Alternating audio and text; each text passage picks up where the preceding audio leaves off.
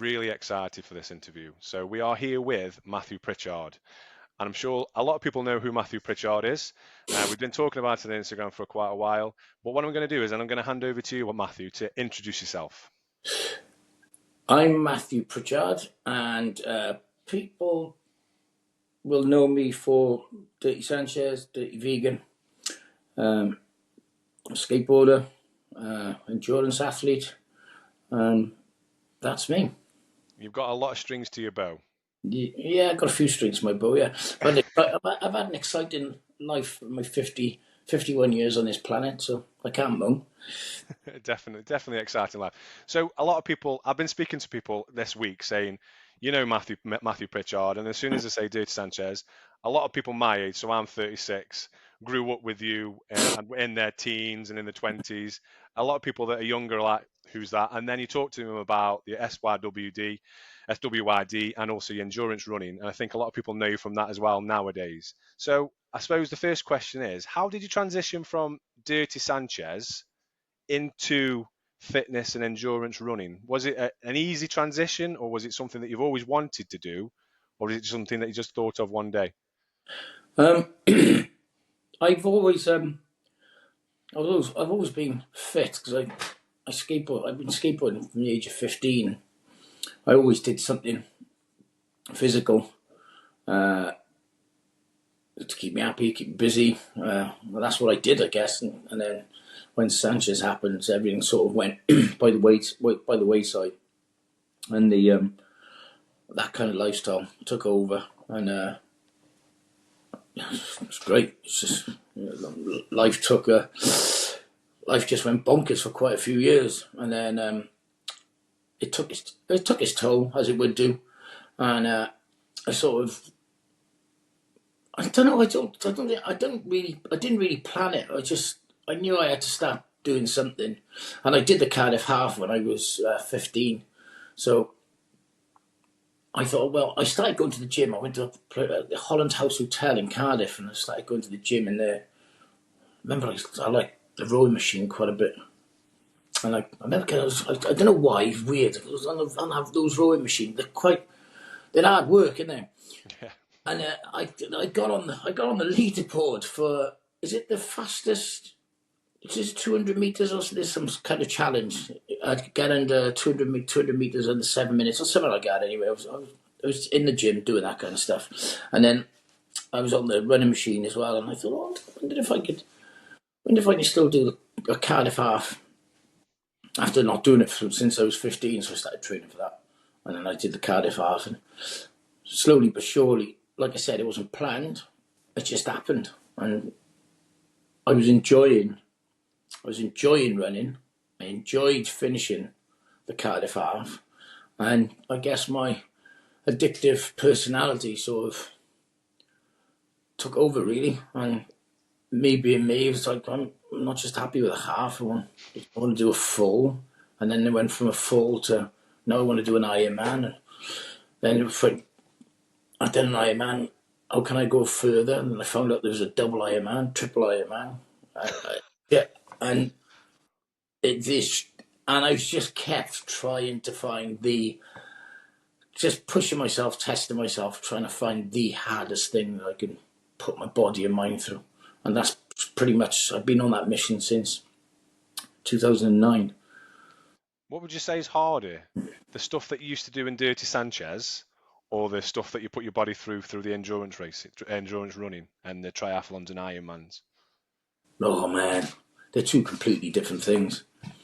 I mean, the suspense knowing, it's more pain. They're both pain based, I guess. Yeah.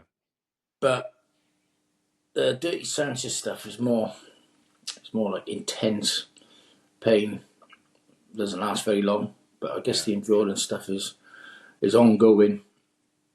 And your Dirty Sanchez, Matt, how does that come about? I need to go back a little bit because everyone's probably been there where they've punched their mate in the face and thought, oh, that was funny, let's do the next thing or whatever.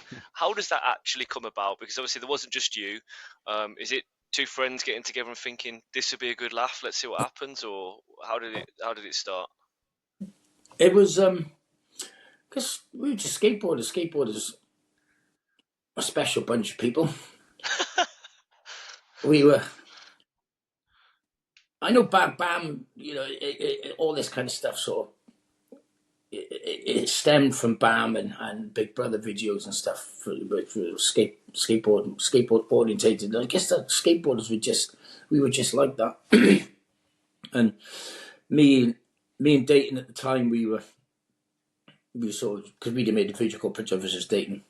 Me and him were always having a laugh, like me versus him, and doing pranks on one another and winding each other up. And constant competition with one another. And of course, Pancho was also on the South Wales skateboard scene. He used to like getting drunk, falling asleep. So we'd mess with him, and we'd meet up with Joycey when we went to skateboard competitions and stuff. He was always a kind of special person who used to turn up at the skateboard competitions and run onto the skate course dressed as a gimp and stuff.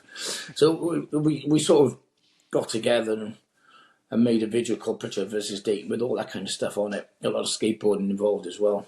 And we put it out to the masses, and somebody from MTV saw it at the time when Jackass was hitting the screens in America, because MTV UK sent a talent scout out to go and try and find. This is what I'm getting. Well, I'm not guessing. I think this is the reason why it happened, because they were on the search for something similar in the UK, because they knew Jackass was doing so well for them in America.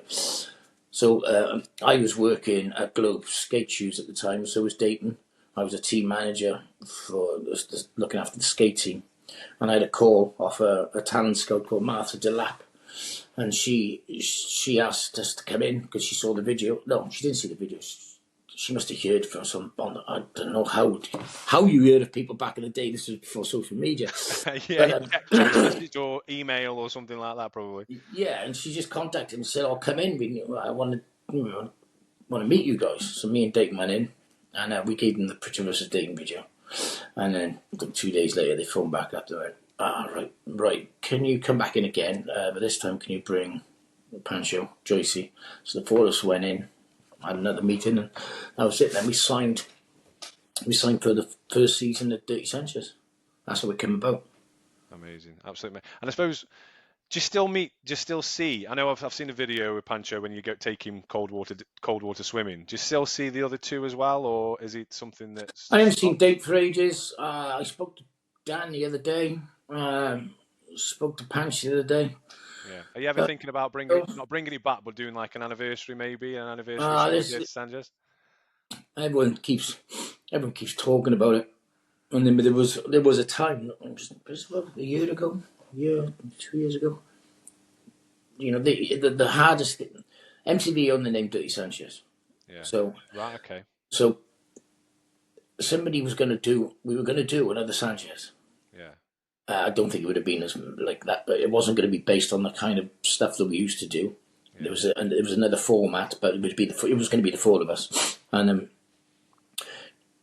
because MTV we were going to do a second film, a 3D film years ago. We had the funding, we had everything, we had it all there, but MTV wouldn't release the name, so we couldn't do that second film.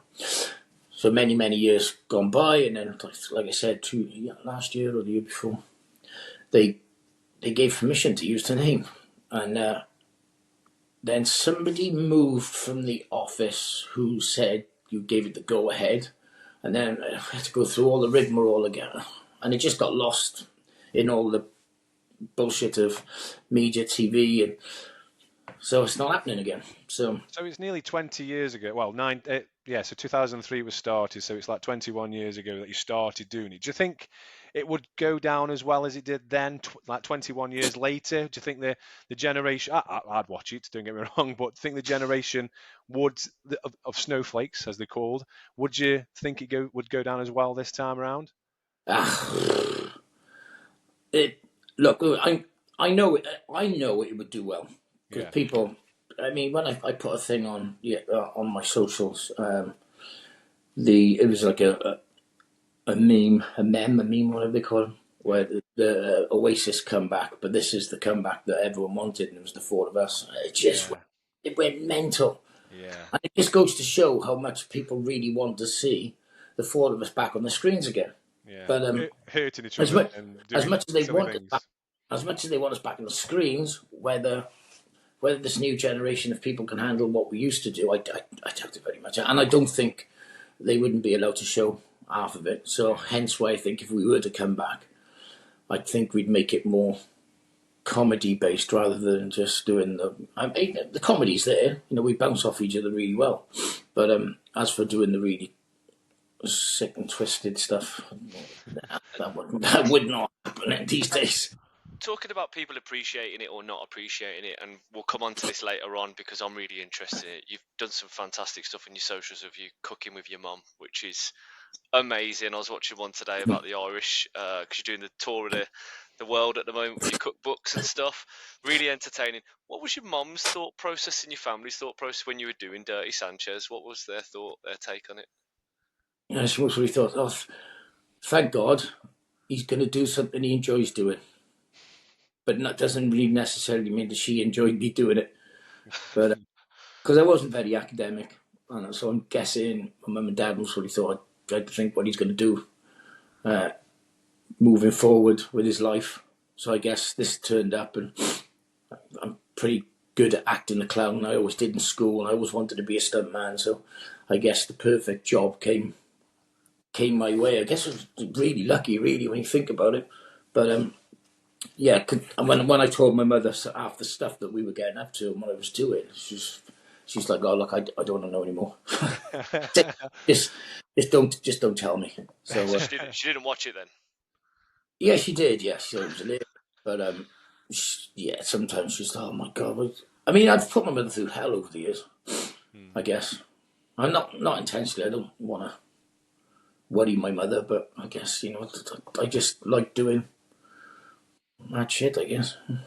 What's the craziest thing? What would you say is the craziest thing you've done? It could be in the Dirty Sanchez. It could be the endurance running that you've done. What is the craziest thing that you think is crazier than you actually thought you would ever do?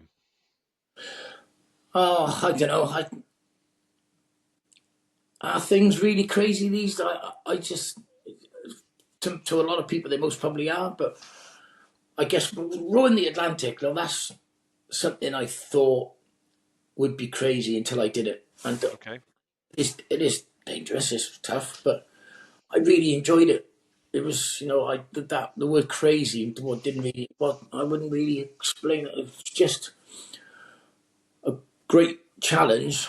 Stuck on a boat with three other dudes and just spent 52 days at sea. Living, really, that's what I like to call it. It was proper living. All you had to do, it was simple. Row and eat. Row, eat, sleep. Three things. Row, eat, sleep. Row, eat, sleep. And it was just amazing. Loved it. So we've had Sean Conway on the podcast before, and obviously he's done the 105 full Ironmans consecutively. I know you had the record, and if you still got the record of the most half Ironmans consecutively of 30 days. Well, How? Sean came to support me one day for that, and I went to support him on one of his. But we always seem to, if he's doing something, I go and spend a day with him, and if I'm doing something, he always spends a day with me. But it was, I haven't got it anymore. And I was half Ironman in 30 days. I think somebody in Australia did it a few years later, did 100, but then the official one was done by Andy something. I follow him on socials. It's 70. How hard was doing that then? So because I suppose it's different than doing like you did the 10 deckers, which is all together. So how hard is it to do something one day and then have a break, so have a recovery, and then go back and do it the next day consecutively for 30 days? Is it difficult? It's discipline, really. Yeah. Well, when you get into that, when your body knows that this is life now, it's the same as the row. It becomes, well, the wrong word to say easy. It's far from easy, but it's just regimented. It's just you wake, your alarm goes off at 4 a.m. You're in the pool at 6. You do your swim. You get out, clean, dry yourself off on your bike, and then repeat. Yeah. And it's it is, if the weather's bad, it's horrible. But doing the half compared to the full, that's a completely different kettle of fish. Like that, like Sean doing 105, man, that's just insane. It's so you're not tempted to try? That has entered my mind. Yeah, I'm not gonna lie. I think about it. I think about it quite a lot. Do you? There's the German guy just did it this year. He's done 120. Wow. And I'm like, all right, I got to do it. If I am going to do it, I'm going to have to do over 120 now. And it does. Honestly, it does. And I've been thinking about it so much since Sean did it. And it's just finding time, because it's a lot of time. And I've got a lot of businesses, and that's another thing. I can't really just pack up and just sort of, I've got things like, I've got responsibilities. I'm old now. It's like, I wish I didn't have so many responsibilities. I know I can leave it in other people's hands, but it's not fair, is it? But it's still there. I haven't stopped thinking about it. You've got to get it done soon, though, because that number's only going to go up, right? It's only going to go up, yeah. Yeah. So if you're going to do it, it's doing it now. So I suppose when you're thinking about doing the 30 days of half Ironmans, or you're thinking of doing the decade, or you're thinking of doing a swim across the Atlantic, what does your training incorporate? Is it anything specific, or is it specific? Have you got a coach, for example? I did coach for most of my stuff. Whittlefit. Oh yeah, of course, yeah. He's coached me for quite a few of the things that I've done. So he'd do like a training peaks for me, and I'd sort of take what I was doing and send him the outcome. But my training over the years, now that I'm a well-behaved man, it wasn't as consistent as what it should have been, because of bloody that. But I got the job. I always get the job done. I could have made it easier for myself, but I guess now that I haven't drank for 2 years and I've been consistent with training, you do really notice the difference. But it's just, I guess it's just training, really, innit? You've just got to put the hours in. If you've got something coming up, get the hours in, get it done, and then train hard, win easy. Yeah. That's and we on the podcast we talk about how running has an impact positively impacts people's mental health. I'm a registered mental health nurse by background. Obviously, I've had my own troubles in the past, and I know how running has helped me with my mental health. Does running help with your mental health? Have you seen a difference in your mental health since you've been consistently running? Massively. Well, I've always said this. When I go on other podcasts and stuff, we talk about running. Running is most probably. I love training. I love any kind of training. I think all kinds of exercise is great for your mental health. Yeah. But nothing hits like running. Running is just it's just the best, man. Like, whether you're running with headphones on and you do your first few miles, as soon as you switch off and you get into it, your body's warm and you're just flowing. You've got a pace, and you sort of go into this meditative state. Your breathing's structured, everything's working at the same time, and you're fucking daydreaming, and it's just the best. Like I said, whether you're listening to music or whether you're just listening to everything around you. Like I could run quite a few miles and not realise until I snap out of this daze or the meditative state that I've been in, and just look at my Garmin and go, oh Christ, I've just done 2 or 3 miles, whatever it is. But it's trying to find that runner's high. The proper runner's high, that doesn't really happen all the time. It only happens once in a blue moon. I don't know whether it's a mixture of you've got the perfect sleep, rest, nutrition, whatever, and it all just hits at the same time. And that is that's the best feeling ever, because you just feel like Batman, and when you're running, like, I'm on, yeah, I'm going, and you just go, man, and you just feel so, It feels so powerful. You just feel untouchable. It's the best thing ever. And so you've got to make the most of it, and then you slowly feel it wear off. It's just weird, man. It's like you've pressed this button, and it's like, phew, it's like a superpower, and it's bang. But it's, I mean, I guess the only people who will know what that feels like is runners, I guess. But again, I think training now that I don't have any hangovers anymore, or feel like shit anymore because I'm filling my body with alcohol or whatever it may be. Everything's so much better. Everything.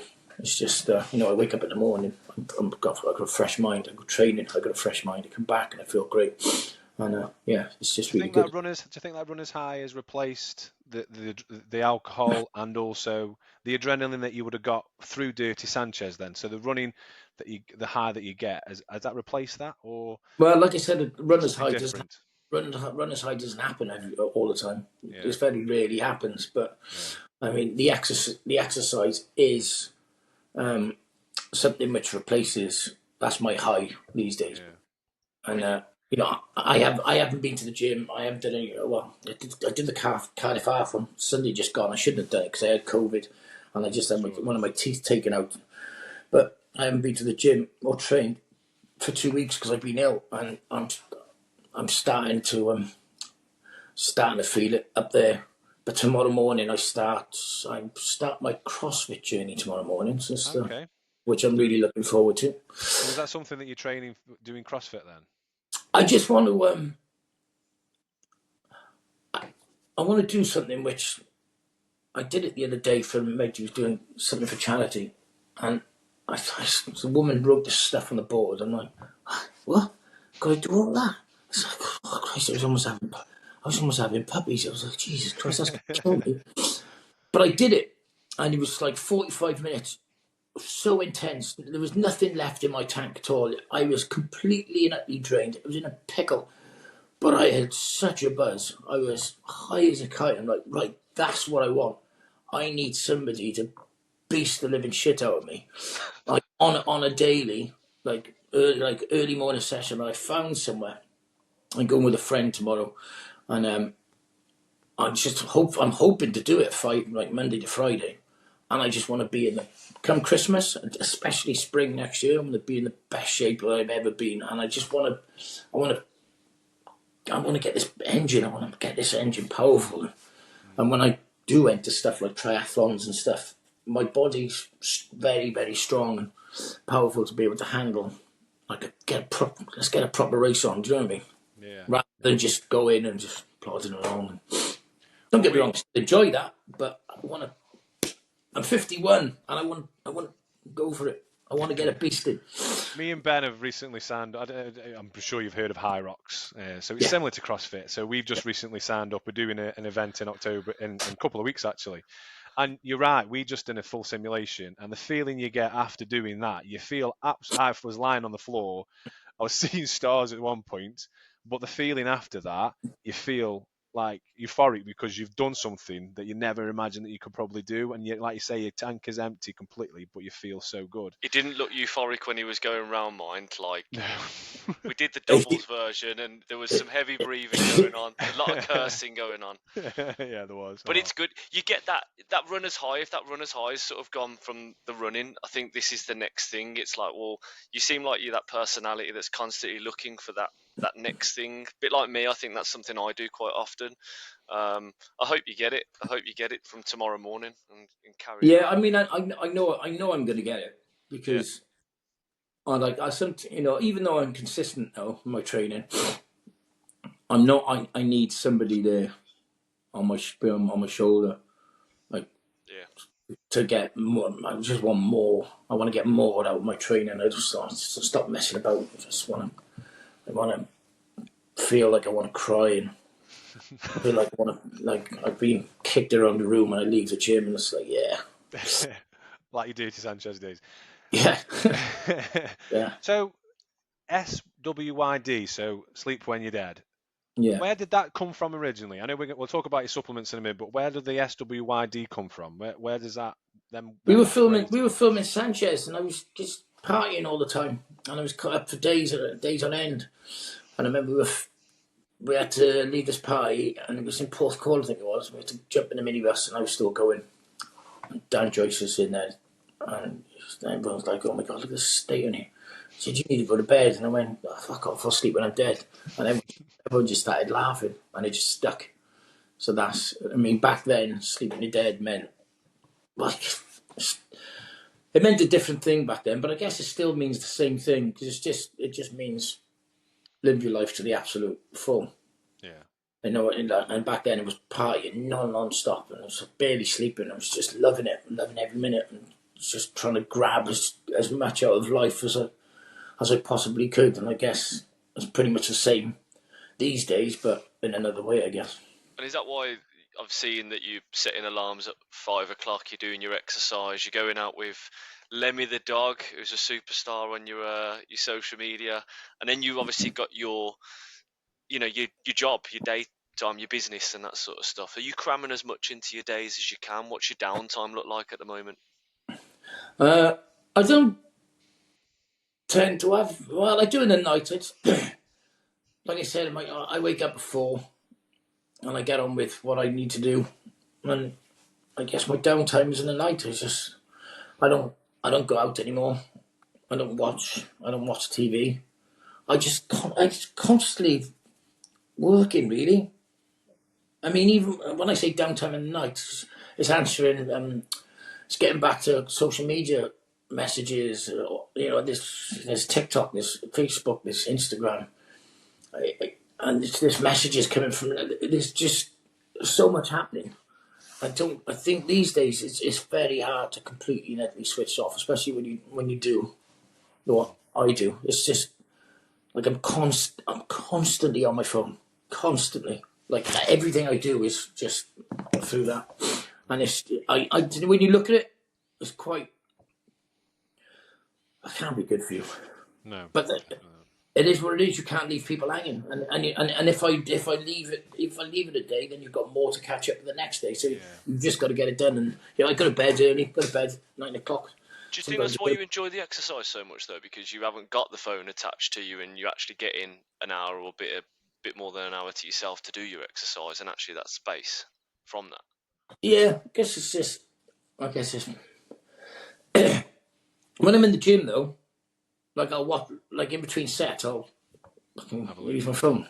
Yeah, do you know what I mean? But if you're running, yeah, that's a different kettle of fish. If you're running or you're cycling or you're swimming and stuff, yeah, I guess you ain't got time for that in High Rocks or CrossFit. That's not going to happen. I tried to think of it tomorrow. I said, "Hang on, I just need to go on my phone for 5 minutes. Drop down and do 10 extra press ups." So you talk about you don't watch much TV. Have you? I'm going back into the TV world. Have you ever been tempted by reality TV? So anything like Big Brother or I'm a Celebrity or Dancing on Ice. I can't imagine you doing Dancing on Ice or Strictly Come Dancing, but I'm sure you've had offers. He might be. I do. Dancer. I do it. I mean, I went back in the day when Celebrity Big Brother. I went 3 times for those meetings to try and get on that show. And one of the times I almost got on. It was I can't remember the year. It was in the height of Sanchez, and I got told I was going to be on, and I was like, no way.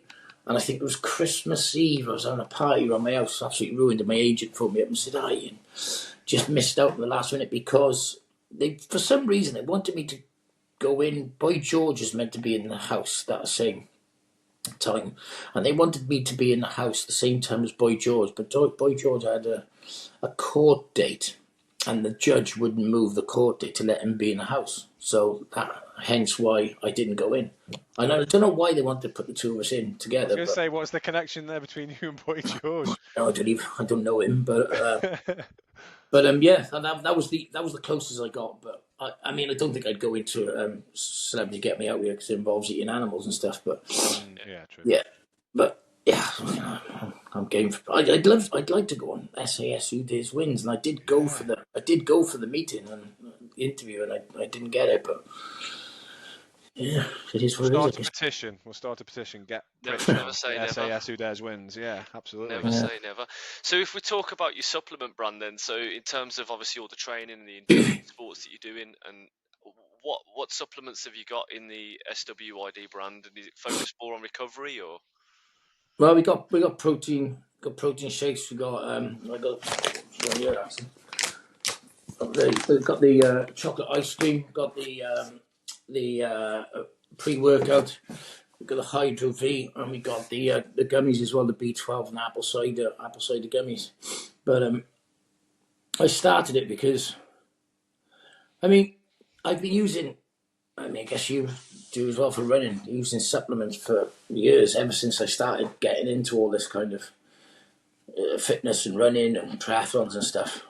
And you try so many things over the years. You look back and I'm like, what the hell was I doing eating that for doing what that? Because I just didn't know what I was doing. And then over the years, I think just before COVID and stuff, I was trying to get to work with somebody, a supplement company, so I could work alongside them to do challenges and stuff like that. And nobody's really interested. And it'd be nice. I've had quite a few companies send me supplements over the years, which is kind of them. And I was like, well, if nobody wants to work with me, then I'll start my own. So that's how it started, really. And is it going well?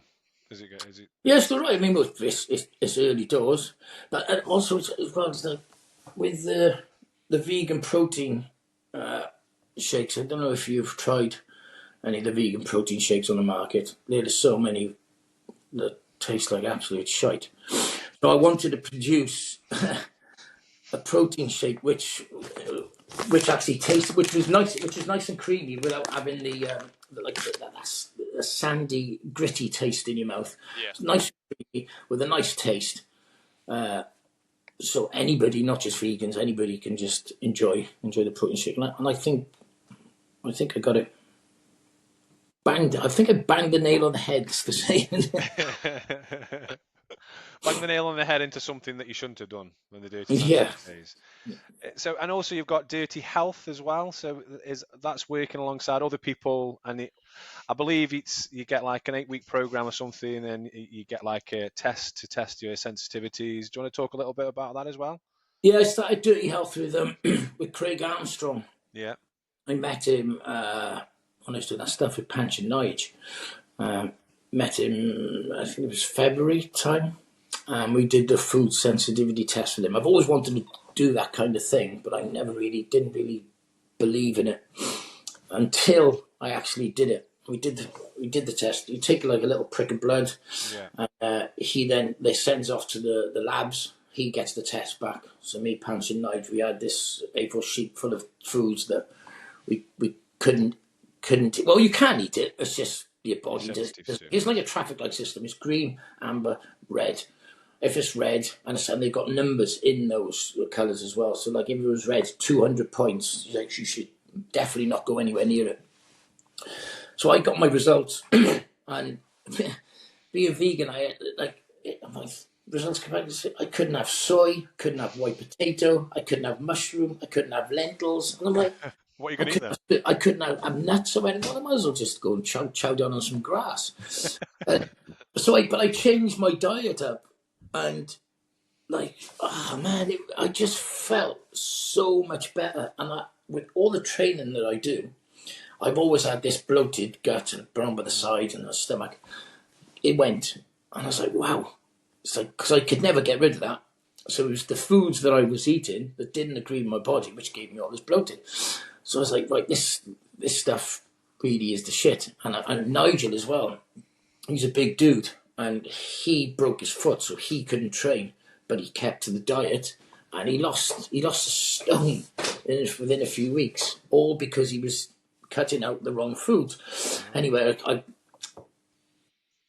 speaking to Craig a bit, and he was like, "Oh, should we start a company?" So we got together, two of us, and we've started Dirty Health. So Dirty Health is literally because Craig's a PT as well.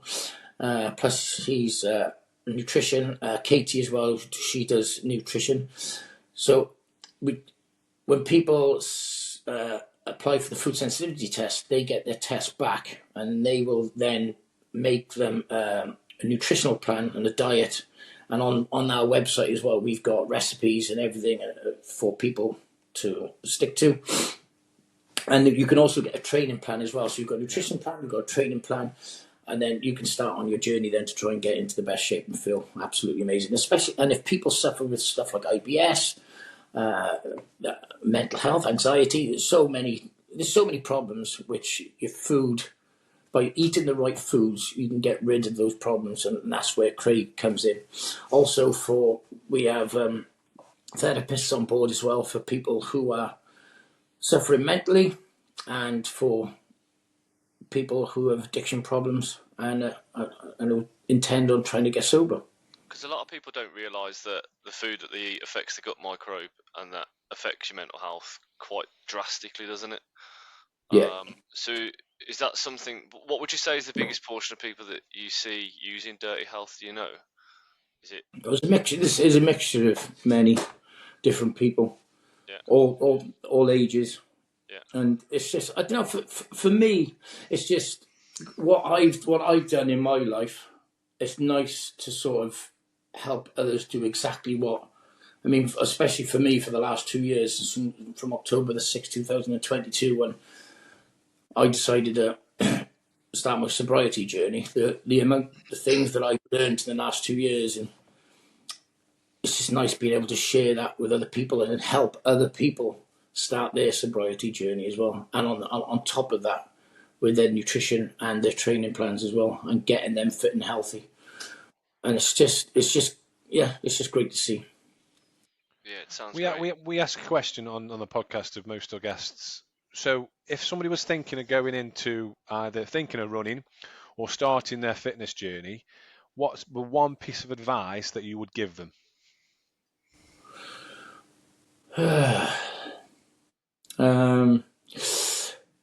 Well, one, make sure you're serious about doing it. Yeah. Because if you're not serious, you're not going to do it. You're just kidding yourself. So if you really want to do it, then do it because you really want to do it for yourself. Don't do it for anybody else. Do it for you. Fuck everyone else. Like, literally, just do it for you, and take your time as well. Take your time. It's not it's not a race. That's something I've learned as well. Like, because I want it and I want it now. Come here. And then you end up injuring yourself, and then you can't train, and you end up spiraling downhill again. So take your time. Work up slowly, especially with running, because stretch as well. So that's another thing. I know you're a big fan of the stretching, yeah. But I never used to be, and I've learned I've learned the hard way so many times. But it's so important, especially when you get to our age. Stretching before and after a run, or any form of exercise, really. But yeah, I guess my advice would just be, just do it for yourself. Take your time and enjoy it. That's the main thing. Enjoy it. Yeah, and it's really good that you say that, because one of the things that we quite often say on the show is that comparison is the thief of joy. There's a lot of stuff around about social media showing their best days, and it's all focused on their fast workouts, their long runs, and their PBs and all that. Your social media, if you don't mind me saying, is very different to that. It's very much an honest opinion of your day-to-day activity, the fun that you have. It doesn't have to be necessarily an impressive run. It might be you just getting up and going around Roath Park with Lemmy and doing a 5K and then a walk or whatever. Was that something intentionally you did with your social media, or is that just you? No, yes, funny you should say that. I found not long. How can I say this?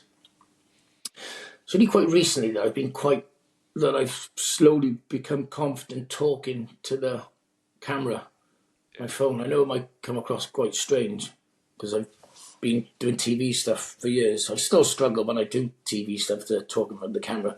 But my anxiety was so bad when I was drinking that I couldn't. It's hard to say. since I've stopped all the shit, I just feel so much confident talking in front of the camera, and it's just something that it wasn't planned. It's just something that that I just started doing, and and when you see people enjoy and they comment and they really enjoy listening, and you get DMs off people saying, "Oh man, you don't realise how much your videos and stuff help me in the mornings to do this or do that," and he's like, "Oh, actually, doing what I do does help people," and that stokes me out. So if by doing what I do helps others or motivates other people and inspires other people to get up early in the morning and to go and do exercise, or to maybe stop drinking and finding a cleaner life, having healthier food, then so be it, and I'll carry on doing it, because I quite enjoy it myself, to be honest with you. Yeah. And I think you've said it yourself. It is inspiring people, because I think from looking at your social media account, the thing that I will say is you've got everything there. You've got how you can do a bit of cooking in your own kitchen. It's not overly produced stuff. It's you and your mom doing a bit of cooking. You talk about your cookbooks, and you show you making your smoothies and stuff, but it's not the fancy stuff. It is literally you and a camera talking, and you've got all the right wide range of stuff. They're getting up early, the stretching, they go in the gym, the big endurance challenges if you want to show them. What's next for your social media? Because I'm enjoying the series of you cooking with your mum. I've said it a few times. I think it's great. What's next? Have you got any plans, or is it just do you just do it as it comes out? Oh, I just do it as I go. I just enjoy doing it. Yeah. That I never used to. I always wanted to be able to edit. Again, like I said, be able to talk to the camera, put it together, film, edit, and make these things. And it's just something I never. It's something that's creeped up on me, because I thought I can't do that. I can't edit. I can't do this. I can't do that. I always put barriers in front of myself. I can't do it. I can't. And then I guess with the editing and stuff, I can't remember always when I said, "Sorry, I'll film a cooking video." Christ, thinking back now, I tried to think what that first cooking video looked like. It took like 5 minutes, but you have to do that video. You have to start somewhere. It's like anything. Yes, you look back now and go, "Fucking hell, I bet that looks really shit." But now I'm proud of what I produce compared to what I did back then, because there's no way I thought what I do now with my edits and stuff, I never thought I'd ever be able to do that. But you can. You've just got to start, and you've got to, and just keep doing it, and then you learn. You just learn little things, and you learn little tricks, and by watching other people's reels and stuff as well, you say, "Oh, I wonder how we did that," and then you sort of try and work it out, and slowly but surely, like those 5-minute videos, slow, boring videos I used to do, now I can combine them into 1-minute video of like a whole recipe, and at the same time do a voiceover, so you're explaining to people. I think I do. Some of them I do like facts on what I'm cooking. Yeah. Facts of pies. At the moment I'm doing pies. I've got like a pie series. I love making pies. I've got a pie machine. Must have been the best things I've ever really bought. It's just so simple. It's just like I'm just thinking of fillings to put in pies. I'm doing this. I'm doing the stuff for my mum. I'm filming with her now on Thursday. We're going to Mexico this week, so I'll dress her up as a Mexican. But she taught me how to do chili many years ago when we were a kid, and it's one of my favourite dishes, and this is my first book, so she's gonna cook her chili, and I'm gonna cook with her. So just doing stuff for my mum. Just keep doing my fitness stuff, doing my dirty health, doing my supplements. And social media for me is a full-time job, because it's honestly, to do a video, to film a video, edit it, voice over it, put the captions on it, you're looking like half a day. And depending on how, it could be even longer than half a day. And then once you've posted that, and then you've got to reply to the comments, and then people send you DMs and stuff. And that's just on one, like Instagram. Then you've got to go to TikTok, do the same thing. Then you've got to go to Facebook. So it's and it takes a lot of time. Like, I got a tattoo and barbershop in Cardiff City Centre as well. So there's that. there's the dirty health, there's supplements, there's the cooking, there's the training. So it's, at the moment, life's pretty Busy. pretty flat out. It And looks like I you're got having fun, to though. walk Lemmy as well. And come on podcasts like this. Having people like us disturbing you. You could be in bed at this point. So we've talked about your cookbooks. You've got 3 vegan cookbooks. What made you? What inspired you to do a cookbook? But also, what inspired you to become vegan? How long have you been vegan? But honestly, I still can't believe that I got 3 cookbooks out. I never ever thought that would ever happen. And here we are. So I went vegan in 2015. Okay. I started doing it, and I got back. Pretty much got me back in the kitchen cooking. And that's when I started Pritchard Proper Vegan Cooking Show, which was on my YouTube channel. That's when BBC came knocking. That's when Dirty Vegan started, 2018 or 2019, I think it was. Then we filmed the first. As we were filming the first series, I remember it says, "Well, they want to do a book off the back of the thing." I was like, "What?" So, oh, man, no way, man. Because I went to catering college when I left school. So, I never, after doing Dirty Sanchez, never thought I'd ever go back to cooking. And then, I've got a cooking show coming out, and I've got a cookbook coming out off the back of the cooking show. And it was wild, man. And that did really well. And then I remember the viewing figures were fucking really good. I knew somebody at BBC, so they had a nosy from me and told me what the viewer figures were. But I shouldn't have known, but I knew every single show. I knew what the viewer figures were. But yeah, and then they wanted to do a second show, and of course with the second show came the second book, and then COVID hit then, and then the first 2 books sold so well that Octopus gave me the green light to do the third one, which was the Fast and Easy. Yeah, that came out last year, I believe, in 2020. That came out December, yeah. Yeah. Has being vegan helped with, I suppose, with your fitness and with regards to training? Do you think has it helped with that? I say it would, yeah. I say it has. Sorry. Yeah, I mean, I remember when I first went vegan, I was doing a lot of training. 2015, it was around the time when I was doing the 30. Yeah, because I just started doing. I turned vegan and I was doing the 30 halves in 30 days, and I lost a lot of weight to start with. I think it was just my body getting used to the new diet and everything, and it didn't affect my training at all. If anything, it improved my training. It wasn't. I got faster. I wouldn't know deep down really the science and whatever it is behind it all. But for me, all that matters that I'm not eating animals anymore, and I went vegan for the animals. And almost 10 years now. I've been a bloody pesky vegan for almost 10 years. So I suppose we'll come towards the end. I know you've got to go to bed in a bit. If you go to bed at 9 o'clock, it's all right, man. So I suppose the question is: I know we talked about being tempted by the 105 Ironmans or 120 Ironmans. I know you're doing starting CrossFit. Is there anything in the pipeline that you want to do? So you've done a hell of a lot of things. You've done the 30 and 30. You've rowed across the Atlantic. You've done John O'Groats to Land's End, both biking and cycling. Cycling and running, sorry. Is there anything that you are tempted by other than the 105 Ironmans? Oh, I mean, Christ Almighty, there's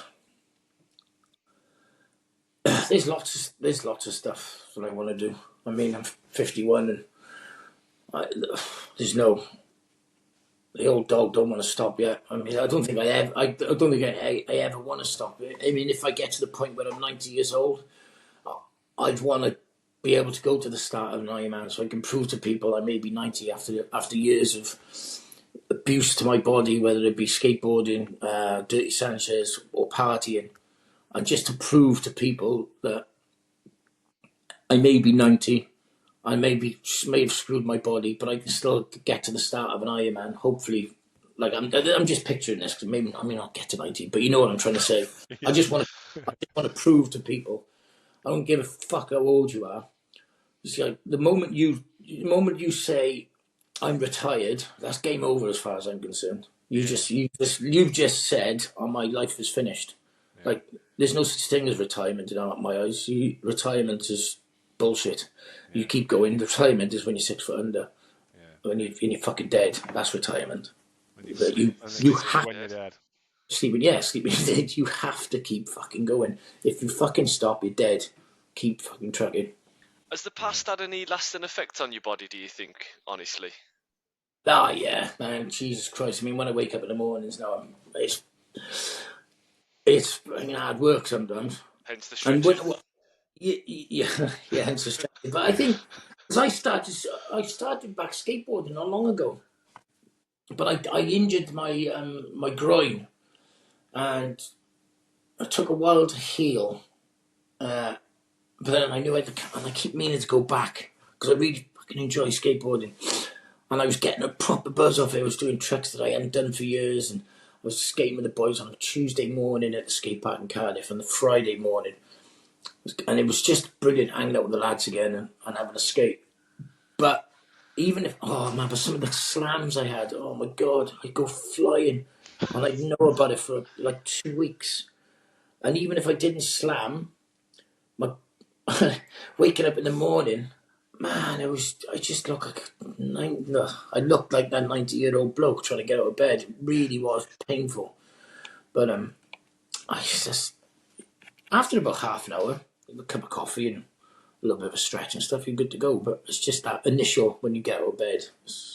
I think fair play to you. We're part of a running league, if you like, in Staffordshire, and they have awards for 80-year-olds, 90-year-olds winning their groups and stuff, and I think that's absolutely fantastic. It's called the I North Staffordshire Road Runners. consistently get beat by a 63-year-old every race, and he puts on his Strava, beat Rob Silito every single time, and we always talk about it on the podcast. Age is just a number. You get up, you go, and we've got somebody called Rita who's local to us, who's in her 80s, and she's still breaking records at 80. So she's got the 10k record. I think she maybe got the 10k record at the weekend. And age is just a number. I'm convinced if she goes past Rob, he's going to fucking trip her up, though. Yeah, I can have a 63-year-old beat him, but not an 80-year-old. Yeah, it is though. I think societies. It's weird how society just pigeonholes people. Like you're 50-year-old and knackered. No, you know. No. Simply because society said, "Oh, you're 65, you're retired." No. It's like fuck off. Yeah, there's a lot to be said about it. There's a lot to be said about it. That mentality is if you retire, that you are done. Because I mean, for very different circumstances. My dad, he cares for my mum, he looks after her. But I remember about 7 years ago, must have been, he had a full-time job where he was walking about 10 miles a day as part of his job. Probably a little bit less than that.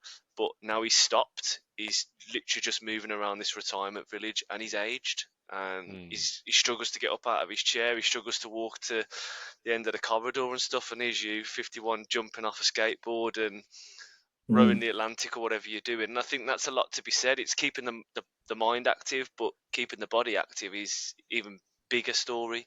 You just have to keep mentally switched on, right? Yeah, yeah, completely. Like you said earlier, you just can't stop. You have to keep going. And it's weird, man. You see so many people just wasting away, and it's like, well, you don't really. And again, like no matter how old you are, again, your nutrition and your diet, everything is all still important. You know, you've got to eat well, you've got to look after yourself. And I know that's sweet coming from somebody who's completely shoved God knows how much shit down his body for so many years. But I've got to the point in life now where I try and. I sort of treat my body like a temple, and it's slowly but surely sort of paying me back. Is this why the sleep's such a big thing for you? I mean, we joke about early nights and stuff like that, and I know you are fond of an early night, as am I. But sleep is so important. I think something that now that people are starting to realise a lot more. is sleep is vital for longevity and health and keeping you able to be active, right? Yeah, I think especially if you train a lot, that's when Yeah. you repair in your sleep. The problem with me is I've had bad insomnia for many years, and it's not until quite recently, I'd say. I see the last 6 months, the last six to 10 months, my sleeping has been really good.